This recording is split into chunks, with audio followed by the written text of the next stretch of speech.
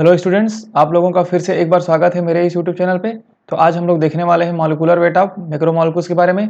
हम लोग जो पॉलीमर केमिस्ट्री से रिलेटेड जो वीडियो सीरीज हम लोग कंप्लीट कर रहे हैं, उसी में एक टॉपिक ये भी है कि मॉलिक्यूलर वेट ऑफ मैक्रोमॉलिक्यूल्स। इससे पहले भी मैंने बहुत सारे वीडियो लेक्चर इस टॉपिक पे पॉलीमर केमिस्ट्री पे अपलोड कर दिया, तो आप उसको भी देख लीजिए। वो सब बेसिक्स को मैंने कवर कर दिया है ना। तो आज का हमारा मेन टॉपिक है मॉलिक्यूलर वेट ऑफ मैक्रोमॉलिक्यूल्स, जिसमें हम लोग 2-3 पॉइंट मेनली आज फोकस करेंगे। सबसे जैसे पहला पॉइंट है, इसमें नंबर एवरेज मॉलिक्यूलर वेट के बारे में देखेंगे, फिर वेट एवरेज मॉलिक्यूलर वेट, और थर्ड पॉइंट हम देखेंगे, थर्ड टॉपिक हम देखेंगे जो है पॉली डिस्पर्सिटी इंडेक्स। ठीक है, तो समझते हैं मैक्रोमॉलिक्यूल्स। तो जनरली हम मैक्रोमॉलिक्यूल्स किसको बोल सकते हैं? पॉलीमर्स को भी मैक्रोमॉलिक्यूल्स बोल सकते हैं। रीजन क्या है देख लेते हैं। जैसे macromolecule is a giant molecule obtain by the polymerization of large number of low molecular weight molecules. तो कोई लो मॉलिक्यूलर वेट मॉलिक्यूल्स का पॉलीमराइजेशन करते हैं लार्ज नंबर ऑफ, है ना, सिंपल जो लो मॉलिक्यूलर वेट पॉलीमर है उसका पॉलीमराइजेशन करते हैं। जैसे कि हम लोगों ने पढ़ा था पॉलीमर क्या होता है, तो कॉम्बिनेशन ऑफ मोनोमर्स। तो जो मॉलिक्यूलर वेट जिसका लो है, ऐसे बहुत सारे मॉलिक्यूल्स को हम क्या करते हैं, पॉलीमराइजेशन कराने से क्या मिलता है हमें? मैक्रोमॉलिक्यूल्स मिलता है या फिर पॉलीमर मिलता है। ठीक है, अब सिमिलर स्ट्रक्चर पॉलीमराइजेशन में take place either by condensation या फिर एडिशन रिएक्शन से। तो होता कैसे ये रिएक्शन? या तो एडिशन रिएक्शन होता है, फिर कंडेंसेशन रिएक्शन से मोनोमर आपस में कनेक्ट करके पॉलीमर बनाते हैं। और जो लार्ज नंबर ऑफ जो पॉलीमर है या फिर बहुत बड़ा जो पॉलीमर है, वही क्या कहलाता है? हमारा मैक्रोमॉलिक्यूल्स कहलाता है। सिंपल सा है, मैक्रोमॉलिक्यूल्स और पॉलीमर लगभग सेम ही चीज है। ठीक है, इसका डिफरेंस मैंने थोड़ा सा डिफरेंस है इसमें, जो मैंने अपने फर्स्ट वीडियो लेक्चर में बताया था, आप उसको भी देख सकते हैं। ठीक है, इस पॉलीमर केमिस्ट्री का जो पहला क्लास का जो वीडियो लेक्चर है उसमें। ठीक, अब देखते हैं। अब देखिए आप second point, the final product generally contains macromolecules of different weight. जो फाइनल प्रोडक्ट जो हमें मिलता है इसमें, है ना, पॉलीमराइजेशन होने के बाद, तो उसमें क्या होता है, मैक्रोमॉलिक्यूल्स का वेट डिफरेंट हो सकता है, because polymerization chains might be broken at different stage. तो हम लोग जैसे कि एडिशन पॉलीमर कर रहे हैं, तो एक एक करके मोनोमर को कनेक्ट होते जा रहे हैं। तो एक हम सोचेंगे कि इतने, अगर मान लो, है ना, कोई भी एल्कीन ले लेते हैं हम लोग, CH2 जो भी एल्कीन ले लिए, अगर मान लो 100, हम बोल रहे हैं कि 100 क्या बोलेंगे, एल्कीन आपस में कनेक्ट करके एक मोनोमर बना, सॉरी एक पॉलीमर बना रहा है। ठीक है, तो हम सोचेंगे इसका वेट अप्रॉक्सीमेटली, हमें वेट क्या करेंगे, इसके अकॉर्डिंग हम लोग मेजर एज्यूम कर लेंगे इतना वेट होना चाहिए। मान लो 100 है, तो एज अ 100 के अकॉर्डिंग इसका वेट होना चाहिए। बट होता क्या है कि जो चैन्स है बीच में माइट बी ब्रोकन, कभी कभी चैन बीच में टूट भी जाता है, तो इसका वेट क्या होता है, डिफरेंट स्टेजेस में डिफरेंट हो सकता है। तो it is there for necessary to take an average of molecular. इसीलिए इसका मॉलिक्यूलर वेट ऑफ पॉलीमर अगर आपको निकालने के लिए बोलते हैं, तो हम इसको क्या करते हैं, एवरेज लेते हैं। क्योंकि एग्जैक्ट वेट जितना हम सोचे रहते हैं उतना वेट नहीं आता है, जितना हम मोनोमर्स लिए हैं उतना वेट जरूरी नहीं है कि पॉलीमर में हो। रीज़न ये है क्योंकि बीच में चैन या फिर जो पॉलीमराइजेशन रिएक्शन जब होते रहता है, तब बीच में चैन जो है वो ब्रेक हो जाता है, तो इसका वेट क्या होता है, डिफरेंट स्टेजेस में इसका वेट डिफरेंट हो जाता है। इसलिए हम लोग क्या करते हैं, उसका एवरेज वेट को मेजर करते हैं। डायरेक्टली वेट हमें एब्सोल्यूट वेट हमें नहीं मिल पाता है, तो हमें क्या हम मेजर करेंगे, एवरेज वेट। ठीक है, मॉलिक्यूलर वेट हम लोग किसी भी मैक्रोमॉलिक्यूल्स या फिर किसी भी पॉलीमर्स का मेजर करते हैं। तो ये हम समझ में सिंपल सा कि हम लोग एवरेज क्यों मेजर करते हैं, एवरेज वेट ही क्यों मेजर करते हैं, है ना। तो अब इसी में दो हम लोग देखने वाले हैं, जैसे कि सिलेबस में है, क्या है, नंबर एवरेज मॉलिक्यूलर वेट। देखो यहाँ पर भी एवरेज है। नंबर एवरेज मॉलिक्यूलर वेट को डिनोट कैसे करते हैं, तो एम एन नंबर से ऐसे करके एवरेज ऊपर में जो लाइन खींचते हैं, क्या है वो, एवरेज को दिखाता है। ठीक है, तो number average molecular weight is a defined as the total weight of the disperse material. देखो डिस्पर्स मटेरियल मतलब ये क्या हो गया, एक टाइप से ये मोनोमर हो गया, है ना, divided by the total number of molecules present. तो total number of molecule present, ये जैसे बोलते हैं ना एक सॉल्यूशन है, तो सॉल्यूशन में एक होता है सॉल्वेंट। ठीक है, और जो हम बाहर से डालते हैं उसको हम क्या बोलते हैं, सॉल्यूट। तो जो सॉल्वेंट को हम क्या बोल सकते हैं, एक टर्म में होता है डिस्पर्स्ड मीडियम बोलते हैं। ठीक है, और जो सॉल्यूट को बोलते हैं डिस्पर्स मटेरियल, डिस्पर्स मटेरियल। ठीक है, तो यहाँ पे डिस्पर्स मटेरियल मतलब सिंपल से क्या हो गया हमारा, मोनोमर। इसीलिए लिखा है number average molecular weight is defined as the total weight of the disperse material divided by the total number of the molecule present. तो देखो N1 N2 N3 क्या है, represent the number of molecules को बता रहे हैं, जिसका मास क्या है, M1 M2 M3। मतलब N1 नंबर ऑफ मॉलिक्यूल्स का मास क्या है, M2, N2 number of molecules का mass, sorry, N1 number of molecules का मास क्या है, M1, और N2 नंबर ऑफ मॉलिक्यूल्स का मास M2, N3 का M3। इस टाइप से नंबर ऑफ मॉलिक्यूल्स को हम लोग N से डिनोट कर रहे हैं, और मास को, उसका मॉलिक्यूलर मास को M1 M2 M3 रेस्पेक्टिवली, ठीक है। Then average molecular weight is given by the, तो ये फार्मूला से एवरेज मॉलिक्यूलर वेट होता है N1 M1 प्लस क्या है N1 M1 plus N2 M2 plus N3 M3 से डॉट डॉट मतलब n नंबर तक जाएगा ये, और divided by N1 plus N2 plus N3। तो इसका हो गया number average molecular weight calculate करने का फार्मूला। हम आगे वाले वीडियो लेक्चर्स में न्यूमेरिकल्स भी करेंगे, उसमें आपको और अच्छे से क्लियर हो जाएगा, ठीक है। नंबर एवरेज मॉलिक्यूलर वेट मैंने बता दिया। तो इसको क्या लिख सकते हैं, अब जैसे समेशंस के फॉर्म में लिखते हैं तो N1 N2 N3 N4 N5 करके जाते जाएगा ना, तो उसको हम क्या लिख दिए, N I डिनोट कर दिए। वैसे M1 M2 M3 जो प्लस प्लस होते जा रहा है उसको हम क्या लिख देंगे, MI। तो I इज इक्वल टू क्या हो रहा है यहाँ पर 1 2 3 4 5 करके जहाँ तक हमें जितने नंबर ऑफ मोनोमर्स लेंगे वहाँ तक जाएगा ये, ठीक है। N नंबर तक जाएगा बोल देंगे, ठीक है, I नंबर तक जो भी, ठीक है। और नीचे क्या है N1 N2 N3 है तो क्या लिखेंगे NI। तो इसको हम क्या लिख सकते हैं, समेशन। समेशन के फॉर्म में हम लिखते हैं ना, क्योंकि इसको इजी करेंगे, समेशन को हटा देंगे तो क्या हो गई N1 M1 plus N2 M2 N3 M3 plus होगा डॉट डॉट डॉट, वैसे सेम नीचे में भी होगा N1 N2 और N3 जैसे कि ऊपर में जो आया है, ठीक है, यही हो जाएगा। तो इसको इस टाइप से भी लिख सकते हैं नंबर एवरेज मॉलिक्यूलर वेट को, और ऊपर वाला फार्मूला इसका मेन फार्मूला है। तो ये हम सिंपल से समझ गए, नंबर एवरेज मॉलिक्यूलर वेट में कुछ सिंपल था ये, ज़्यादा इसमें टफ नहीं है, ठीक है। अब हम यहाँ पर NI क्या है, तो number of molecules of molecular weight MI। तो NI क्या है, नंबर ऑफ मॉलिक्यूल्स को डिनोट कर रहा है, जैसे कि N1 N2 N3 मैंने बताया। तो ये यहाँ पर भी NI क्या है, नंबर ऑफ मॉलिक्यूल्स ऑफ, जब उसका वेट क्या है VI है, आई के फॉर्म में लिख दिए हैं, पूरे जनरल फॉर्म में दिखाने के लिए 1 2 3 4 को सीधा आई लिख दिए, ठीक।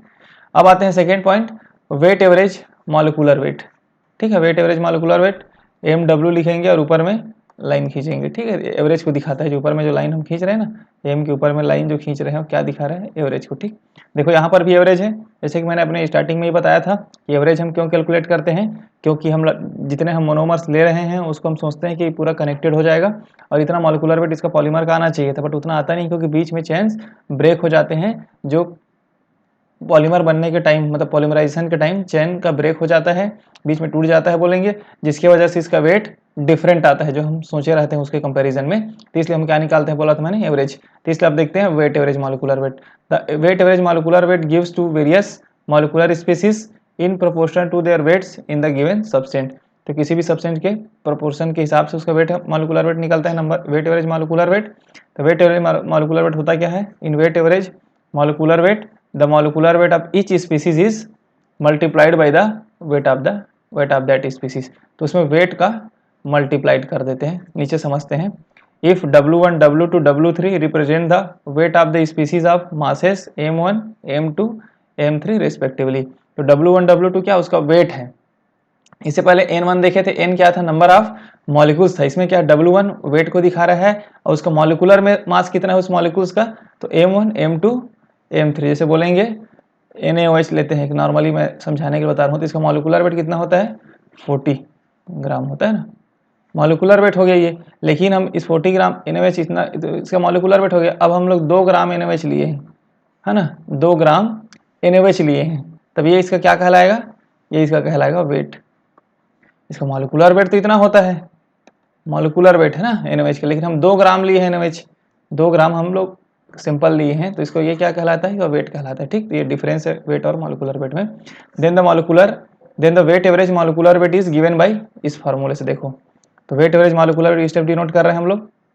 तो क्या होगा W1 M1 plus W2 M2 plus W3 M3, सभी W क्या है इसमें स्मॉल के फॉर्म में है ना, स्मॉल W है, W3 M3 और प्लस करके dot dot W1 plus W2 plus W3। तो ये आपका होगा वेट एवरेज मॉलिक्यूलर वेट का एक फार्मूला। अब हम यहाँ पर थोड़ा देखते हैं आगे, if N1 N2 N3 represent the number of molecules of masses M1 M2 M3 के लिए क्या नंबर ऑफ मॉलिक्यूल्स भी दिखा दिए, तब जाके क्या हो जाएगा W1 इज इक्वल टू हो जाएगा N1 M1, वैसे W2 is equal to N2 M2 और W3 is equal to N3 M3। तो यहाँ पर हम पुट कर देते हैं, ठीक है, पुट कर दिए। देखो W1 की जगह क्या पुट कर दिए, N1 M1, M1 पहले से था, कौन से वाले, ऊपर वाले इक्वेशन में पुट कर रहे हैं ना, इस वाले इक्वेशन में हम लोग पुट कर रहे हैं W का वैल्यू मान के चलो। तो W1 की जगह क्या रख दिए N1 M1 और dot M1 N2 M2 W2 की जगह M2, W3 जो है N3 M3 और M3, तो W1 N1 M1, N2 M2, N3 M3, तो क्या होगा M1 M1 का मल्टीप्लाई हो गया N1 M1 का स्क्वायर और N2 M2 का स्क्वायर, N3 M3 का स्क्वायर, वैसे N1 M1 N2 M2 और N3 M3 हो गया। तो ये हो गया जनरल फार्मूला। अब इसको समेशन के फॉर्म में लिखेंगे तो कैसे लिखेंगे, वही Ni लिखेंगे, क्योंकि N 1 2 3 4 होते जा रहा है ना, Ni प्लस क्या है M का I का यहाँ पर स्क्वायर है, देखो सभी में M1 का स्क्वायर, M2 का स्क्वायर, M3 का स्क्वायर हो रहा है, मतलब स्क्वायर लिखेंगे। नीचे में क्या लिखेंगे Ni और Mi और समेशन लगा देंगे। तो यहाँ पे नीचे यही किया गया है। ठीक, ये हो गया इसका समेशन के फॉर्म में आप लिख सकते हो। तो ये हो गए दो टाइप से। अब देखो यहाँ पर it will be seen that from equation 1 and 2, मतलब मान लेते हैं ये इक्वेशन हमारा, जैसे ये हमारे इक्वेशन 2 है, ठीक है, इक्वेशन 2 है, और वेट एवरेज वाला कौन सा, ये हमारा इक्वेशन 1 है, सॉरी ये हमारा इक्वेशन 1 है ना, कहाँ ये वाला इक्वेशन 1 है, ठीक, इक्वेशन 1 और इक्वेशन 2 मतलब नंबर एवरेज और वेट एवरेज में तो बड़ा कौन सा होगा, weight average is greater than number average. ये वाला पॉइंट आप याद रखेंगे, क्योंकि इसमें पता है ना आपको वेट एवरेज में N1 M1 का स्क्वायर हो रहा है, यहाँ पर केस में स्क्वायर हो रहा है ना, देख रहे हो स्क्वायर टर्म है इसमें, तो स्क्वायर है मतलब इसका वैल्यू क्या होगा, ज़्यादा ही होगा, तो इसलिए वेट एवरेज हमेशा ज़्यादा होगा किससे, नंबर एवरेज मॉलिक्यूलर वेट से। ठीक, ये हो गया दो पॉइंट। अब एक इंपॉर्टेंट पॉइंट भी देख लेते हैं, पॉलीडिस्पर्सिटी इंडेक्स क्या होता है। ठीक है, पॉलीडिस्पर्सिटी इंडेक्स, तो सिंपल सा भी डेफिनेशन समझेंगे। PDI of polymer is calculated as the ratio of the weight average by the number average molecular weight. तो वेट एवरेज मॉलिक्यूलर वेट और नंबर एवरेज मॉलिक्यूलर वेट के रेशियो को ही हम लोग क्या बोलते हैं, पॉलीडिस्पर्सिटी इंडेक्स बोलते हैं। अगर पीडीआई 1 आ रहा है इसका मतलब वो सिस्टम क्या है, होमोजीनियस है। अब हम समझ लेते हैं पॉलीडिस्पर्सिटी इंडेक्स के बारे में थोड़ा सा क्या होता है। तो देखिए नीचे, the polydispersity index is a measure of the heterogeneity of sample based on size. जैसे कि सैंपल एक कंटेनर लेते हैं, इसमें हम सैंपल डाल देते हैं ना, तो अगर इसका सभी इसमें जितने भी मोनोमर्स हैं उनका साइज लगभग यूनिफॉर्म हो, मतलब समान हो, मोनोमर का साइज क्या होगा, समान होगा, तो उसको हम क्या बोलेंगे, होमोजीनियस बोलेंगे ना, साइज के बेस में अगर देखा जाए तो। और साइज क्या होगा, छोटा बड़ा होगा, कोई लार्ज होगा कोई स्मॉल होगा, तब उसको हम बोलते हैं हेट्रोजीनस, यही इसका होमोजेनिटी कहलाता है। ठीक है, तो जो हेट्रोजीनस है उसको हेट्रोजेनिटी कहलाएंगे, बेस्ड ऑन किसके बेस पे, साइज के बेस में। तो polydispersity can occur due to the size distribution of in a sample और agglomeration aggregation of the sample during the isolation analysis. तो क्या होता है, स्टार्टिंग में जब हम मोनोमर ऐड किए थे, मान लेते हैं इस कंटेनर में, तो उनका साइज तो सब समान रहा होगा, बट जैसे जैसे रिएक्शंस आगे प्रोसीड होते गया तो क्या हो गया, एग्रीगेट हो गया, मतलब कंबाइन हो गया है ना, एग्लोमरेट हो गया, फिर एग्रीगेट हो गया, एग्रीगेशन हो गया, जिसके वजह से साइज में क्या होगा, डिफरेंस आ गया, तो इसको बोलते हैं हेट्रोजिनिटी।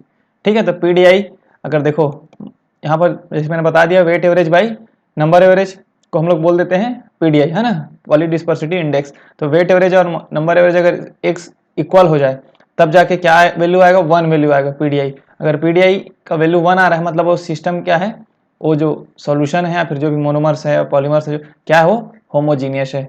होमोजीनियस है मतलब सिंपल वही है कि साइज इनका क्या है, लगभग सब समान साइज के मॉलिक्यूल्स हैं, इसमें सब समान साइज के मोनोमर्स हैं। वैसे पीडीआई का वैल्यू अगर ज़्यादा आ गया, ग्रेटर देन 1 आ गया, तो फिर वो क्या है, वो हेट्रोजीनस है, सिंपल। होमोजीनस नहीं है, मतलब साइज में डिफरेंस है।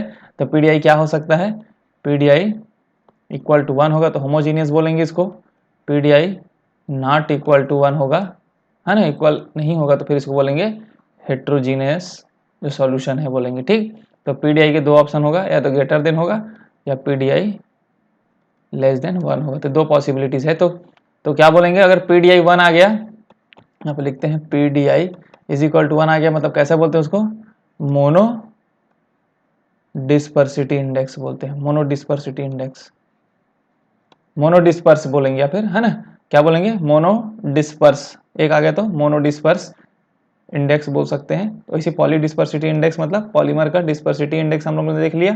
ठीक है, ये सिंपल सा था। इसमें पीडीआई क्या होता है अगर पूछा है तो रेशियो को बताना है आपको। होमोजीनियस के लिए क्या कंडीशन है, तो 1 होना चाहिए, हेट्रोजीनियस के लिए नॉट इक्वल टू 1 होना चाहिए। किसके बेस में, साइज के बेस में मैंने बता दिया, रीजन क्या मैंने बता दिया, और यहाँ पर वेट एवरेज मॉलिक्यूलर वेट और नंबर एवरेज मॉलिक्यूलर वेट को भी मैंने बता दिया है। तो उम्मीद करता हूँ वीडियो आपको अच्छा लगा होगा। अगर वीडियो आपको अच्छा लगा है तो चैनल को सब्सक्राइब कर दें, वीडियो को लाइक कर दें, ज़्यादा से ज़्यादा दोस्तों में अपने शेयर कर दें। मिलते हैं नेक्स्ट वीडियो लेक्चर में, तब तक के लिए थैंक यू।